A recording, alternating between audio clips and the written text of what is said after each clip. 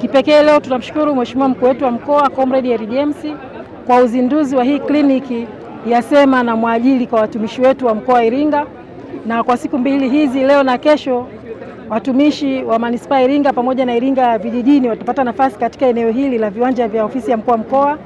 Kipekee tunamshukuru Mheshimiwa RC pamoja na RC wetu kwa mkakati huu kupitia idara ya rasilimali watu na utawala, kwa sababu tunaamini pengine kuna watumishi anaweza akawa ana kero ambayo anatamani pengine akaiseme wapi, kwa sababu hii kliniki inajumuisha maafisa rasilimali watu kutoka halmashauri zote.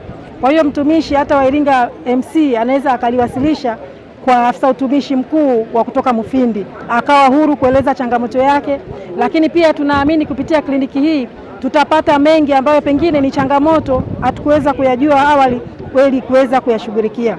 Sambamba na hili, watumishi watapata fursa ya kujua uwekezaji ambao wanaweza wakaupata kupitia mabenki, lakini pia mafao mbalimbali kupitia mifuko ya hifadhi za jamii. Sambamba na hilo pia kuna mabanda hapa kwa ajili ya elimu ya afya ya akili, kwa sababu unaweza kukuta mtu ana usongo wa mawazo, ana changamoto kazini, nyumbani. Hapa kuna wataalamu. Sisi manispaa tuna wataalamu kupitia ofisi yetu ya hospitali yetu ya Frelimo. Wapo pale madaktari bingwa kwa ajili ya unasihi pamoja na kutoa nasaha mbalimbali na kutibu masuala mazima ya akili. Lakini pia kupitia hapa watapata elimu kubwa kutoka madaktari bingwa kutoka hospitali yetu ya rufaa ya mkoa wako hapa. Kwa kipekee tunashukuru sana, huduma hii imefikia karibu, na sisi tunaahidi kama alivyotuelekeza Mheshimiwa RC, ikitoka hapa inarudi kwenye halmashauri husika, na sisi tutaendeleza gurudumu hili.